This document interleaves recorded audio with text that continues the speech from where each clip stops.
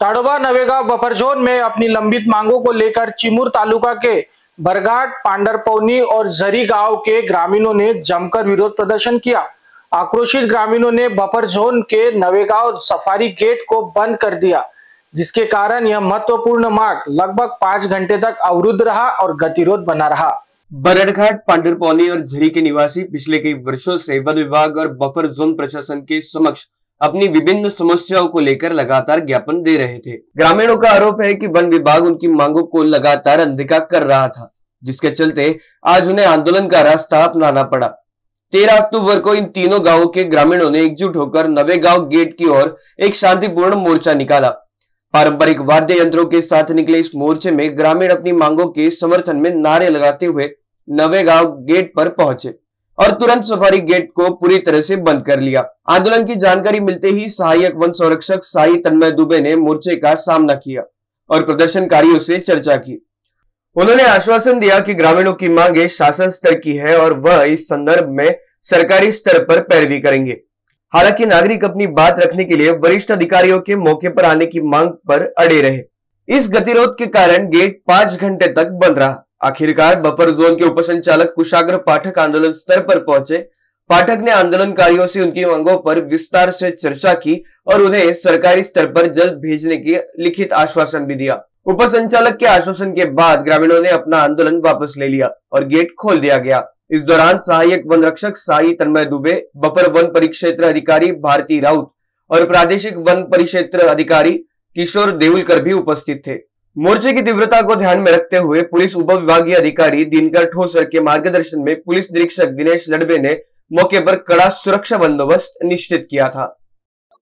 आज या ठिकाणी आंदोलन उभारण्याचं एकमेव कारण म्हणजे आम्ही 9 ते 10 वर्षापासून सतत वन विभागाला निवेदनद्वारे मागण्या करत होतो आणि येत्या 13 तारखेला आम्ही वन विभागाला निवेदन दिलं।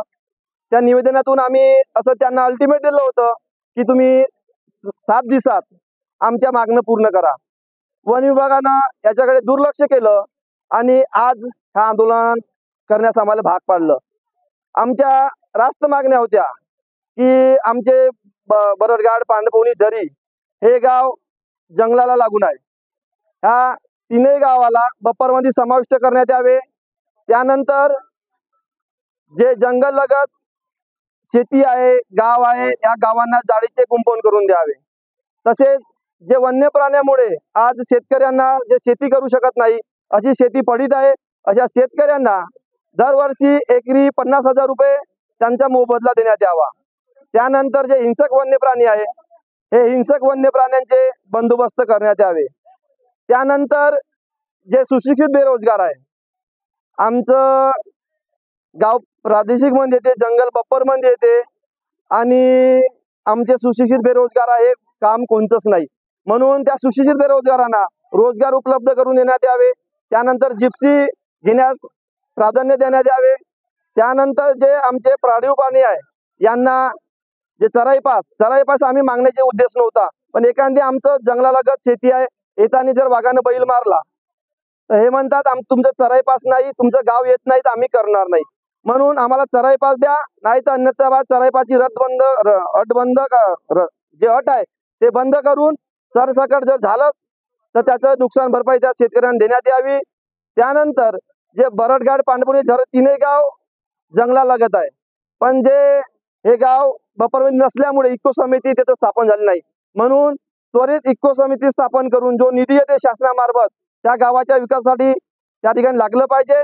आणि हे जवळीक आमच्या मागण्या पूर्ण होणार आहे, 9 मागण्या, तवरीक हे आंदोलन कायमस्वरूपी चालू राहील आणि आम्ही बंद करणार नाही, अशी मी शासनाला विनंती करतो की त्वरित मागण्या पूर्ण करून त्यांना न्याय मिळवून द्यावा।